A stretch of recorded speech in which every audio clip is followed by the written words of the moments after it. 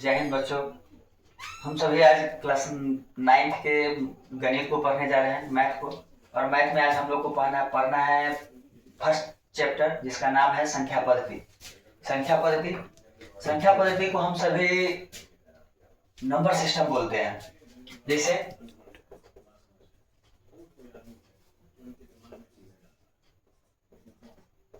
Number system का मतलब क्या? संख्या पद्धति कि किसी भी संख्या को लिखने का जो तरीका है, हम किसी संख्या को लिखते हैं, उस वही है संख्या पद्धति। ठीक, संख्या पद्धति जो है वह दो तरीके का है। हम पहले को रियल नंबर और दूसरे को हम लोग इमेजिनरी नंबर बोलते हैं।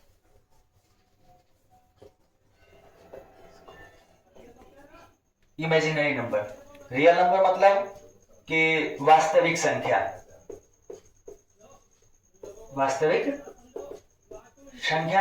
और इमेजिनरी को काल्पनिक संख्या।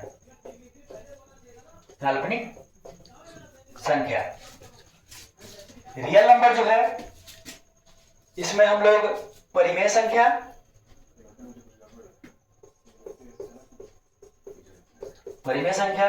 और अपरिमेय संख्या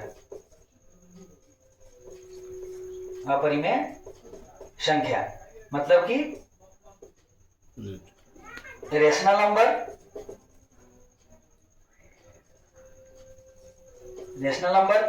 और इरेशनल नंबर,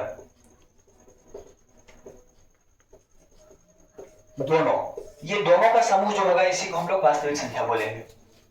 ठीक, और काल्पनिक नंबर कि जिन संख्याओं का वर्ग निकालेंगे,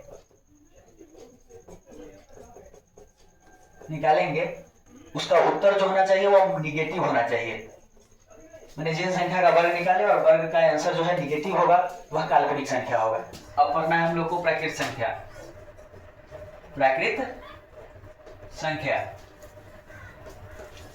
को हम लोग नेचुरल नंबर बोलते हैं।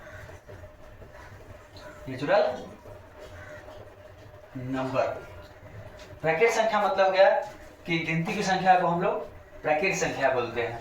मतलब गिनती की संख्या को प्राकृत संख्या कहते हैं। ऑल काउंटिंग नंबर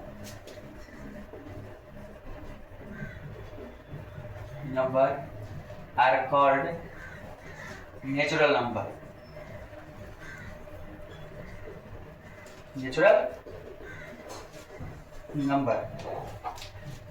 जैसे फॉर एग्जाम्पल 1 2 3 4 इनफाइनाइट, मतलब जितने भी गिनती की संख्याएं हैं उनको हम लोग प्राकृत संख्या बोलते हैं। माने कि जिससे हम कोई भी संख्या गिन सकते हैं, कोई भी वस्तु को इकट्ठा करने के बाद गिन सकते हैं, वो सारी वस्तुएं जो है गिनती की संख्या होगी, और वही गिनती की संख्या को हम लोग प्राकृत संख्या बोलते हैं, नेचुरल नंबर। ठीक, नेचुरल नंबर को हम लोग n से सूचित करते हैं, मतलब कि इसको डिनोट जो करते हैं वो किससे करते हैं? n से। प्राकृत संख्या को कैपिटल N से क्या करते हैं? सूचित करते हैं। मतलब पूरे जगह पर नेचुरल नंबर ना लिख के अगर हम सिर्फ n लिख देंगे तो इससे हो जाएगा क्या कि वह प्राकृत संख्या दिया गया है। जैसे कि n बराबर 1 2 3 4 इनफिनाइट, मतलब जहां तक जा सकते हैं।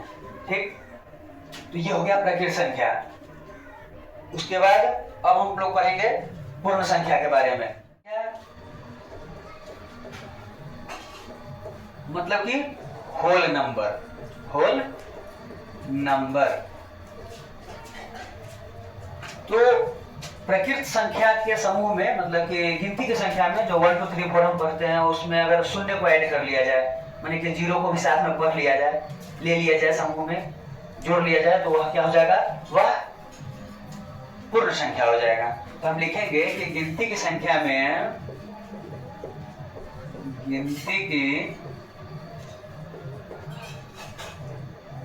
गिनती की संख्या में शून्य को सम्मिलित करने पर, शून्य को सम्मिलित मतलब मिला लेने से, सम्मिलित करने पर, गिनती की संख्या में शून्य को सम्मिलित करने पर जो संख्या समूह प्राप्त होगा, जो संख्या समूह प्राप्त होगा उसे पूर्ण संख्या बोलेंगे। पूर्ण संख्या कहेंगे, लिखिए, या कहते हैं।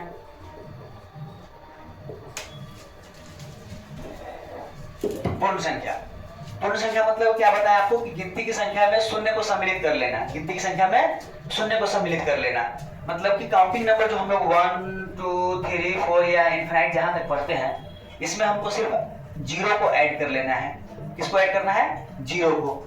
जब हम समूह में जीरो को ऐड कर लेंगे तो यह पूरी संख्या का जो पूरा समूह हो गया, ये पूरा समूह ही हो जाएगा क्या? होल नंबर हो जाएगा। ठीक, होल नंबर को हम लोग जो है, होल नंबर को हम लोग W से सूचित करते हैं, मतलब पूर्ण संख्या को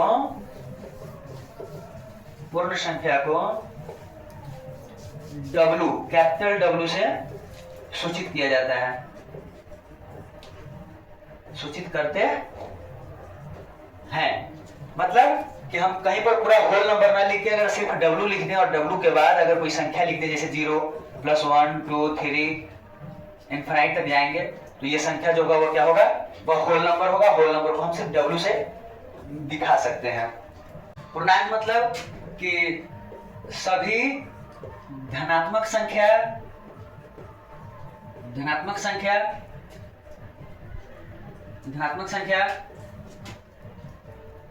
शून्य और ऋणात्मक संख्या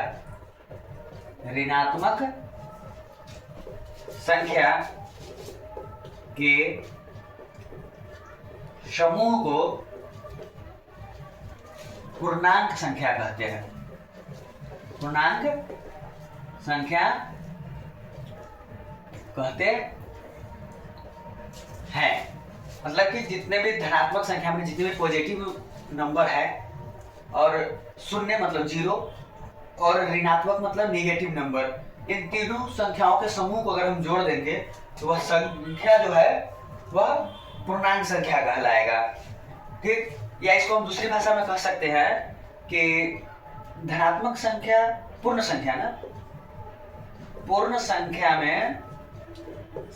में ऋणात्मक संख्याओं के समूह को, ऋणात्मक संख्याओं को जोड़ने पर, जोड़ना मतलब मिला लेने से, मिलाने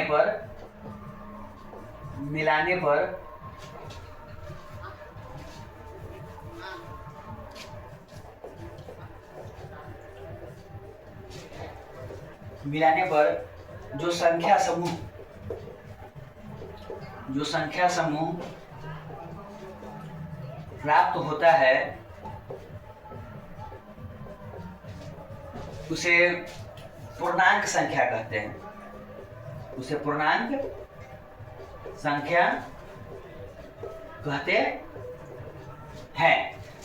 ठीक है, मतलब कि सभी धनात्मक संख्याएं, शून्य और ऋणात्मक संख्या के समूह को पूर्णांक संख्या कहिए। धनात्मक और शून्य को जब हम जोड़ लेते हैं तो वह जो है क्या बन जाता है?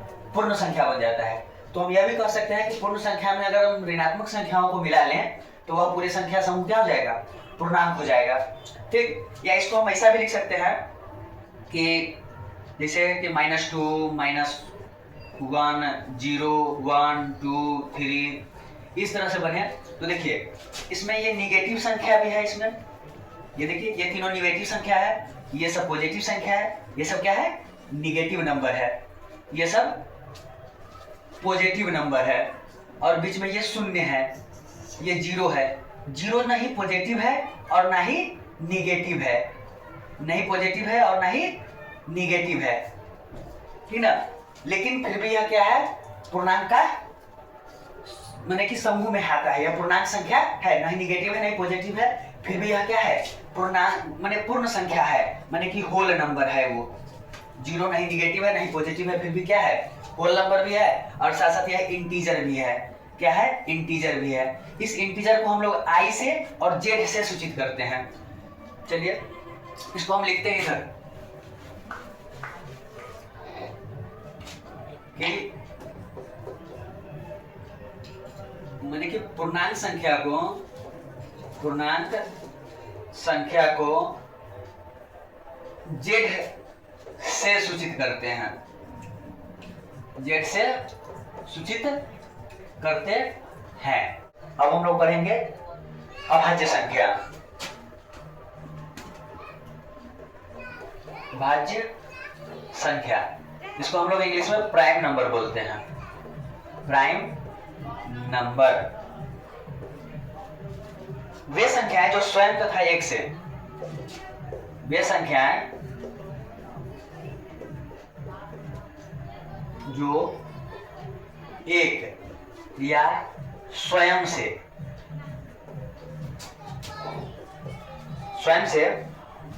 विभाजित होते हैं,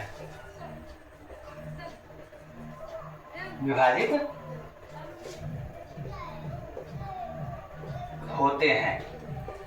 वे संख्याएं जो एक या स्वयं से विभाजित होते हैं उसे हम लोग अभाज्य संख्या बोलेंगे, उसे अभाज्य संख्या कहते हैं,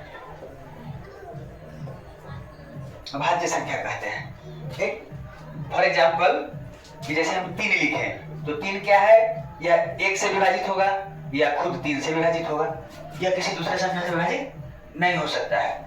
जैसे 7 लीजिए, ये भी 1 से विभाजित होगा और खुद 7 से विभाजित होगा या किसी और संख्या से विभाजित नहीं हो सकता है। उसी प्रकार कुछ और संख्या लेते हैं जिसको हम कह सकते हैं कि वह अभाज्य संख्या है। ठीक, जैसे में कि 5 को लीजिए, 5 भी क्या है, एक और सिर्फ 5 से हो सकता है।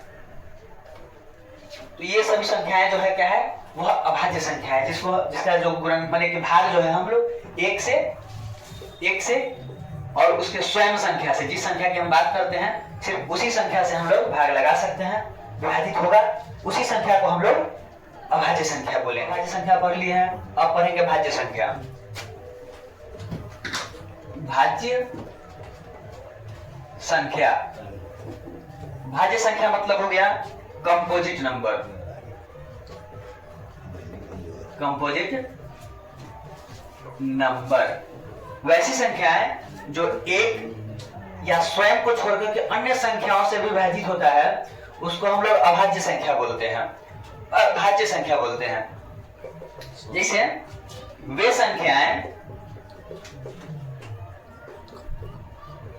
संख्याएं जो स्वयं मतलब कि जिस संख्या की हम बात करते हैं वह संख्या स्वयं और एक के साथ, एक मतलब कि वह संख्या जो एक है, माने एक शब्द का गुणनखंड होता है, तो स्वयं और एक के अलावा वह किसी और संख्या से भी, अलावा किसी तीसरी संख्या से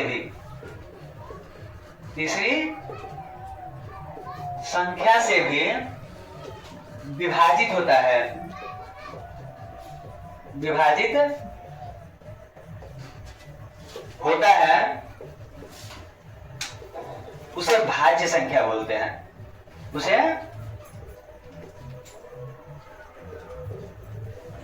भाज्य संख्या कहते हैं।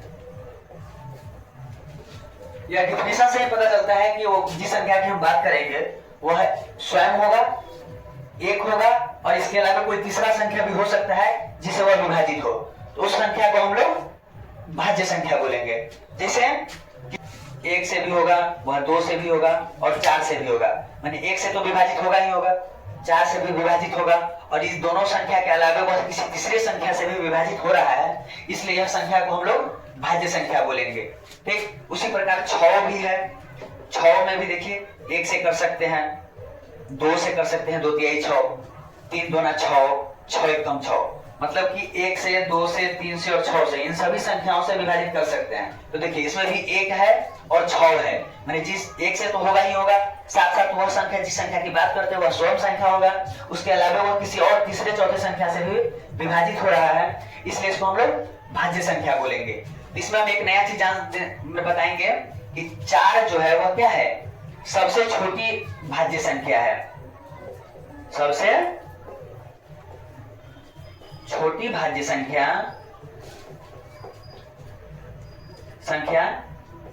4 है। सबसे छोटी भाज्य संख्या क्या है, 4 है। 4 से छोटा कोई भी भाज्य संख्या नहीं होता है, क्योंकि 4 से पहले अगर हम 2 रखेंगे तो वह 2 सम संख्या होगा, क्योंकि इसको विभाजित करने पर वह 1 और स्वयं 2 से ही विभाजित होता है, इसलिए यह भाज्य संख्या नहीं है यह। ठीक, अब आगे हम लोग पढ़ेंगे सहभाज्य संख्या।